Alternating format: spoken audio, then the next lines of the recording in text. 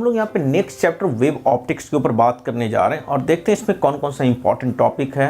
एक तो Huygens principal बहुत ही इंपॉर्टेंट है, इसका आपको कॉन्सेप्ट ऑफ वेव फ्रंट आएगा लिखने के लिए and construction of wave front. इसी प्रिंसिपल का यूज करके law of reflection and law of refraction कोई भी एक आ सकता है आपको प्रूफ करने के लिए कि, और उसको डिराइव करने के लिए लॉ ऑफ रिफ्रैक्शन को डिराइव कीजिए यूजिंग द हाइगेंस प्रिंसिपल। तो बहुत ही इंपॉर्टेंट पार्ट है, नॉर्मली 3 मार्क्स का क्वेश्चन आने की पूरी पॉसिबिलिटी रहती है।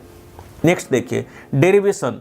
यदि आपका कोहेरेंट सोर्सेस हों और 2 कोहेरेंट सोर्सेस से आने वाली वेव्स यदि इंटरफ्रेंस करती है तो रिजल्टेंट इंटेंसिटी जो आती है वो आता है आपका I1 + I2 + 2√I1√I2 cos phi, right. तो ये काफ़ी इंपॉर्टेंट है और इसकी पूरी डिटेल डिस्कशन कि क्या कंडीशन होगा मैक्सिमम इंटेंसिटी के लिए, क्या कंडीशन होगा मिनिमम इंटेंसिटी के लिए। साथ में ये जरूर से ध्यान रखना कि यदि दोनों की इंटेंसिटी इक्वल है, I1 और I2 आपस में इक्वल हो तो I जो आता है वो आपका आ जाता है 4I0 cos स्क्वायर phi/2। तो यहीं से वो प्रूव हो जाता है, वो देख लेना आप एक बार, राइट। एक तो ये वाली बात हो गई। दूसरी बात यहाँ पे इसी से रिलेटेड कुछ न्यूमेरिकल प्रॉब्लम आ जाते हैं कि आपका पाथ डिफरेंस दे रखा होगा, पाथ डिफरेंस के बाद phi = 2π/λ इंटू डेल्टा, जो कि रिलेशन बताता है फेज डिफरेंस और पाथ डिफरेंस के बीच में। तो आप वहाँ से फेज डिफरेंस निकालेंगे और फिर रिजल्टेंट इंटेंसिटी निकालेंगे, राइट। तो इस तरह के क्वेश्चंस काफ़ी आते रहते हैं।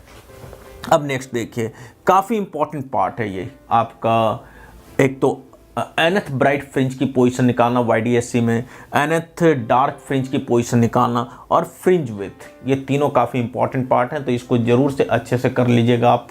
नेक्स्ट अब देखिए सिंगल स्लिट डिफ्रैक्शन, ये भी एक इंपॉर्टेंट पार्ट है, बट सिंगल स्लिट डिफ्रैक्शन का जो कंडीशन है वो आपको याद रहना चाहिए। बस उसका डेरिवेशन जो है आपका मैथमेटिकल डेरिवेशन नहीं है, उसे बस आपको उस कंडीशन को ध्यान में रखना है।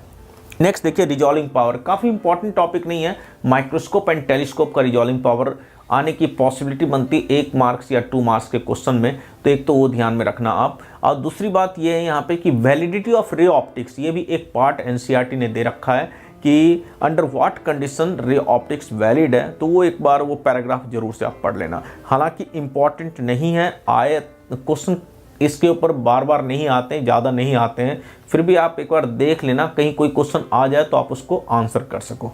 नेक्स्ट जो यहाँ पे देख रहे हैं पोलराइजेशन में, एक तो मेलस लॉ, ये काफ़ी इंपॉर्टेंट है, दूसरा ब्रिस्टर्स लॉ। दोनों के ऊपर कभी ना कभी कुछ ना कुछ क्वेश्चन 1 मार्क्स या 2 मार्क्स में आते रहते हैं। पोलराइजेशन बाय स्कैटरिंग है और पोलराइजेशन बाय रिफ्रैक्शन है, तो वो दोनों आप टॉपिक अच्छे से देख लेना। तो ये एक इम्पॉर्टेंट पार्ट है।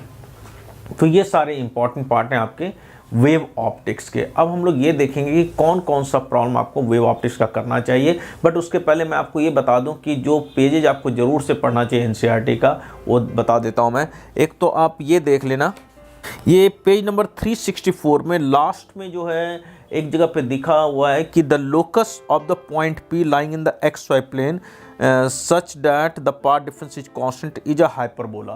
तो हो सकता है पॉसिबिलिटी है कि ये आपसे पूछा जाए, तो ये आप देख लेना ज़रूर से।